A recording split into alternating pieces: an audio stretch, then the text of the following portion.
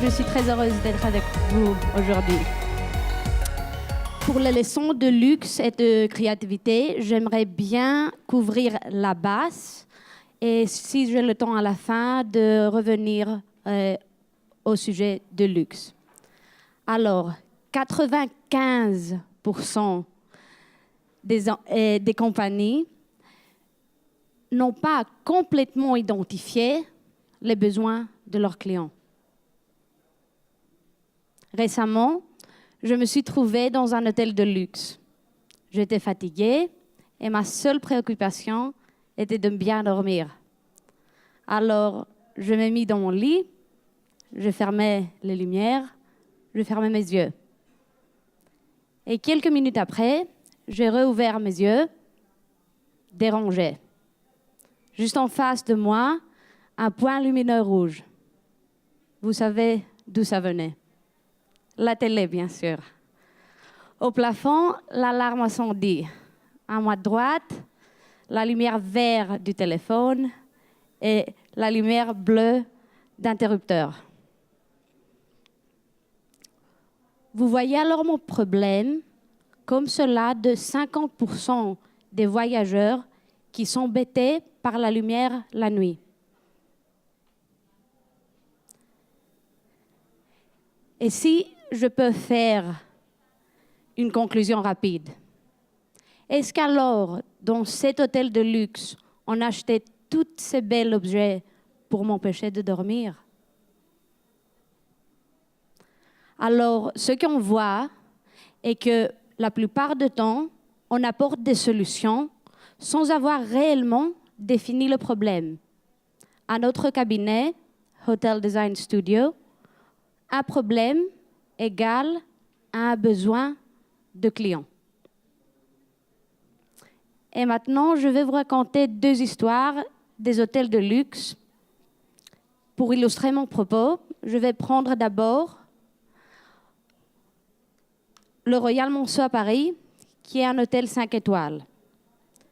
Quelques points alors pour vous présenter l'hôtel.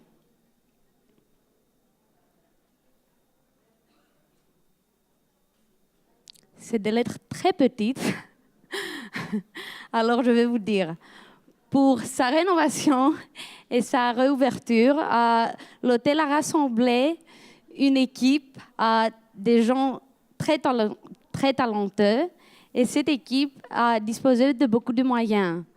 J'aimerais bien, si c'est possible, parce que les informations sur le slide, je ne peux pas les voir moi-même et je ne voulais pas répéter les mêmes choses. Mais si vous pensez que c'est une équipe très intellectuelle, des designers très grands, quelques années après l'ouverture, on peut constater de nombreux changements à la direction générale. Un climat social catastrophique avec des grèves et un hôtel qui n'atteint pas ses objectifs financiers de positionnement.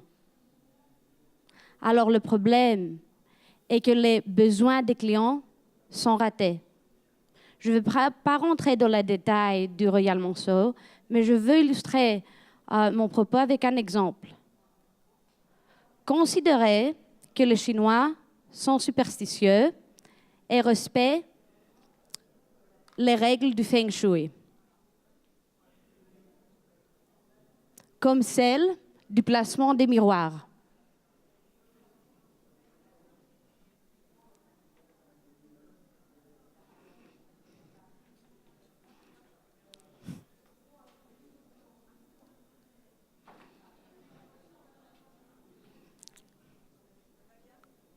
Oui, je sais. D'accord. Alors, considérez aussi que la Chine est le premier marché mondial de tourisme. Si vous voyez cette photo, vous voyez un placement de miroir juste en face du lit. Et regardez cette photo aussi. Alors, on voit des miroirs à 360 degrés. Alors, on a raté les besoins des Chinois. Les femmes, dont moi, n'ont aucune envie de regarder à 360 degrés leur corps et se sentir inconfortables. Et les femmes de chambre ont besoin de 2 fois de plus de temps pour nettoyer les chambres. Alors, vous voyez le problème. Ni les investisseurs, ni les clients et ni les employés sont satisfaits. Et donc, je pose ma question à tous les investisseurs dans cette salle aujourd'hui. Sur la base de quoi signez-vous les plans? La réponse du cabinet Hotel Design Studio: on ne peut pas signer les plans si on n'est pas assuré que l'on va satisfaire les besoins des clients et les besoins du luxe, mieux que celles des concurrents. Pour mon deuxième exemple, je vais utiliser l'exemple du Café Royal à Londres. Quelques points pour vous présenter l'hôtel.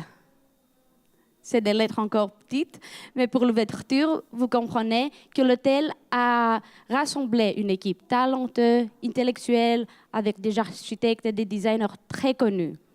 Mais quelques années après l'ouverture, on voit de nombreux problèmes à la direction générale. 4 directeurs généraux différents dans 5 ans. Le problème, les besoins des clients sont ratés. Toujours, je ne veux pas rentrer dans le détail du Café Royal, mais pour illustrer mon propos, un petit exemple. Il n'y a aucun à l'entrée pour accueillir les gens. À cause du placement de la réception, on ne voit pas les gens qui arrivent et de cette façon, les employés ne peuvent pas percevoir et alors venir vers le client. Considérez aussi que l'année dernière, le Café Royal a déposé 10 millions supplémentaires pour la rénovation du lobby et du restaurant. Et en plus, à la fin de l'année dernière, il a eu besoin d'un grand refinancement. Le résultat, les parties prenantes ne sont pas satisfaits. Les investisseurs ne sont pas satisfaits, les clients ne sont pas satisfaits et les employés ne sont pas satisfaits. Et alors, je me pose la même question. À la base de quoi signez-vous un plan d'investissement de 200 millions de livres? Le résultat, on ne peut pas signer si on n'est pas assuré que les plans vont satisfaire les besoins des clients et les besoins du luxe mieux que celles des concurrents. Et le cabinet Hotel Design Studio s'occupe de la satisfaction des besoins de tous les parties prenantes, les investisseurs, les clients, les employés et l'environnement.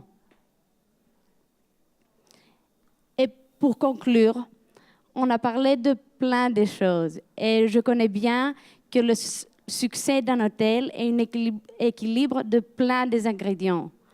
Mais c'est important de commencer à la base, de demander qui sont mes clients, quels sont leurs besoins et créer un espace qui n'est pas que beau et joli et nous fait rêver, mais répond à notre besoin, à les besoins des clients.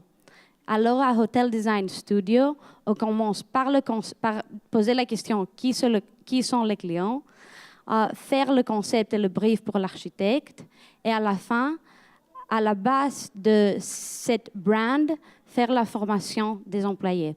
Merci beaucoup.